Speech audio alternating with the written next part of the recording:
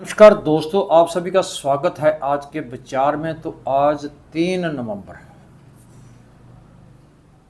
तो आज का मुख्य विचार है कि न्याय देने में विलंब करने का अर्थ है कि न्याय देने से इनकार करना। तो ये था आज का मुख्य विचार। और अब बात करते हैं 3 नवंबर के साथ जुड़ी हुई विशेष घटनाओं के बारे में। तो 3 नवंबर 1493 में कोलंबस ने डोमिनिका द्वीप की खोज की। 3 नवंबर 1789 में न्यूयॉर्क में अमेरिकी संविधान के अनुसार दुनिया में पहली जिला अदालत का गठन किया गया। 3 नवंबर 1920 को श्रोमणी गुरुद्वारा प्रबंधक कमेटी बनाने के लिए 15 नवंबर को सभा ने एक आदेश जारी किया। 3 नवंबर 1933 को नोबेल इनाम जेतु अर्थशास्त्री अमर्त्य सेन का जन्म हुआ। 3 नवंबर 1957 को सोवियत रूस ने दूसरा स्पुतनिक उपग्रह जो था वो पुलाड़ में भेजा।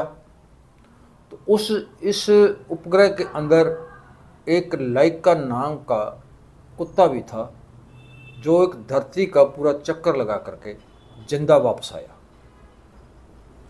तो 3 नवंबर 1984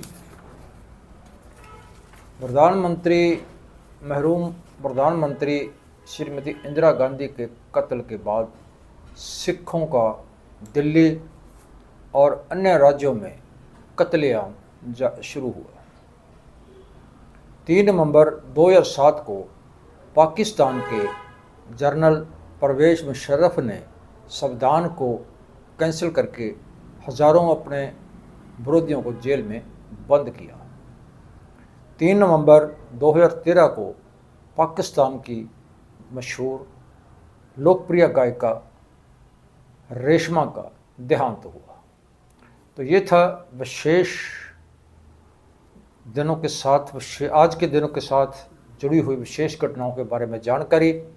और अब बात करते हैं कि आज से 40 वर्ष पहले देश के 18 राज्यों में और 110 शहरों में उस समय की तत्कालीन प्रधानमंत्री इंदिरा गांधी के हुए कत्ल के बाद तो सिखों का जो कत्लेआम शुरू हुआ, जिसमें बहुत सारे प्रभावित सिख विरोधी दंगों के पीड़ित जो थे वो न्याय के लिए दर दर चक्कर लगा रहे हैं अभी तक। तो बहुत से ऐसी समितियां और जांच समितियां जो थी वो बनाई गई, तो जिनने अपनी अपनी रिपोर्ट भी दी, मगर फिर भी कांग्रेस, जनता दल, भाजपा या जो भी उसके बाद सरकारें रही केंद्र में, तो अभी तक पूरा जो इंसाफ वो नहीं मिला। लेकिन वो सत्ता का सुख मानती रही सभी पार्टियों की, सभी प्रकार की सरकारें जो थी केंद्र की। तो एक भी दोषी को पूर्ण सजा नहीं दी गई। तो आज तक कोई भी मुजरम सिद्ध नहीं हो सका, जबकि नवंबर 1984 में पहली जो जांच समिति बनाई गई, तो आखिर का जो जांच समिति थी, कमीशन था, वो नानावती कमीशन समिति जो थी वो बनाई गई। तो जिसकी रिपोर्ट 9/2/2005 को गृह मंत्री शिवराज पाटिल को सौंपी गई। और उसके बाद जो मौजूदा सरकार है, मोदी सरकार के समय में भी 2015 में बनाई गई एक सिख विरोधी जो दंगों के लिए विशेष जांच समिति, जिन्हें दिल्ली और पंजाब की विधानसभा चुनाव का जो फायदा लेने के लिए तक ही सीमित रही हो, तो उसका भी कोई बहुत ज़्यादा काम नहीं हुआ, उस समिति ने भी कोई ज़्यादा काम नहीं किया। तो उस समिति बनाई गई समिति के 1.25 वर्ष बाद 75 केस ही खोलने का जो निर्णय लिया गया, मगर सज़ा किसी को भी नहीं दी गई, कोई मुजरम करार नहीं दिया गया। तो जांच कमीशन जो समिति थी और विशेष जांच टीम, तो उसने 3600 गवाह और 33 वर्ष का वकवा भी जो था वो दोषियों को कटहरे में खड़ा नहीं कर सका।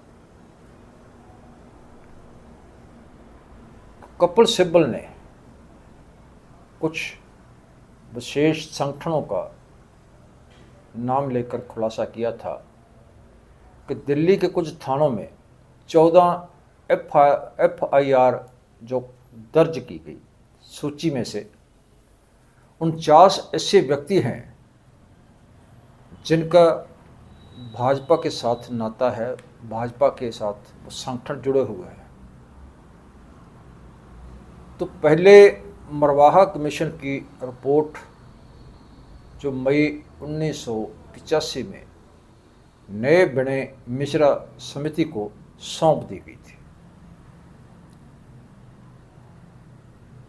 फरवरी 1987 में रिपोर्ट को जनतक करते हुए मिश्रा ने कहा था कि दोषी की पहचान करना मेरे अधिकार में नहीं, और तीन और समितियां बनाने की सिफारिश की गई। तो 1987 में बनी कपूर मित्तल कमेटी ने 72 जो थे दोष के साथ पुलिस अफसरों की पहचान करके कार्रवाई करने की जगह उल्टे उनको पदोन्नति दी गई। तो जैन बैनर्जी कमेटी अगस्त 1987 में,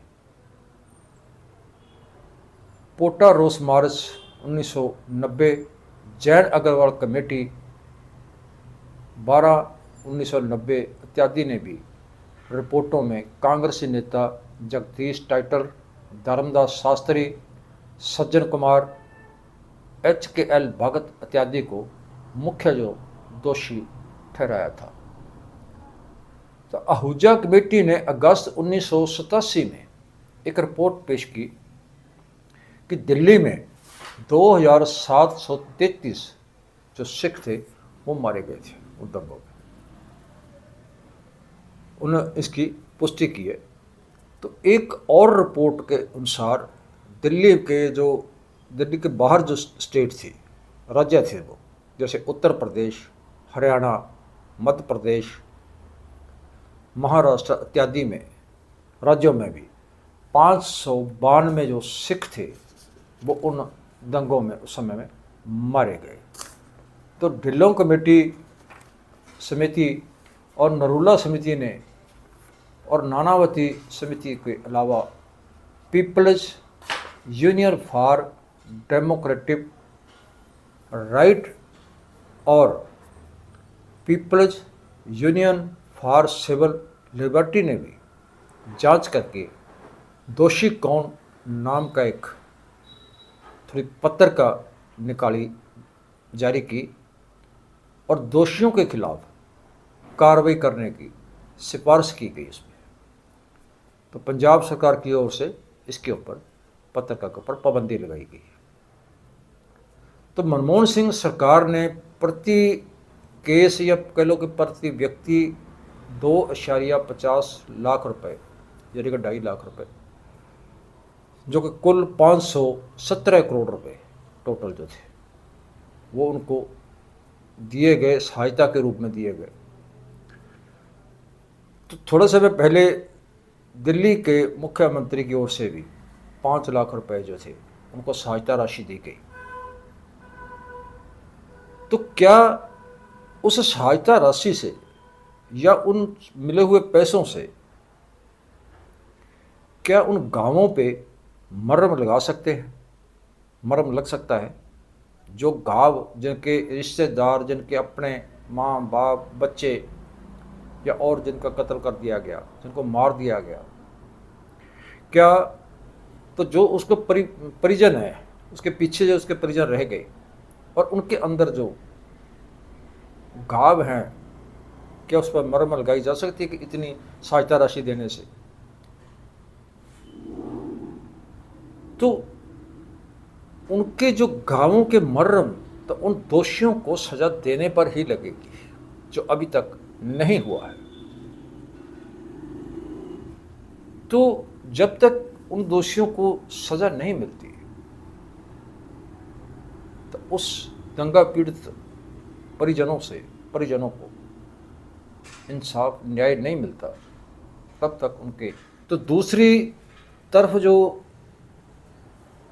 उसका पक्ष है गुजरात का, तो 2002 में गुजरात में हुए दंगों के दौरान 1100 मुसलमानों के कत्ल में 130 दोषियों को उम्र कैद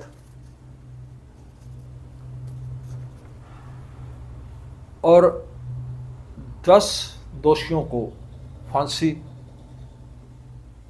और एक उस समय के मंत्री को 28 वर्ष की सजा सुनाई गई थी। लेकिन सिखों को मारने वाले लोग, सिखों का कत्ल करने वाले लोगों को अभी तक ऐसी कोई सज़ा नहीं सुनाई गई और ना ही अभी तक सिखों को न्याय मिला है। तो ये था आज का विचार और इसके बारे में जानकारी कैसी लगी, अच्छी लगी तो ज़्यादा लाइक शेयर करना, कमेंट करके अपने विचार जरूर देना। कल फिर मिलते हैं किसी ऐसे ही एक और नए विचार के साथ। तब तक नमस्कार।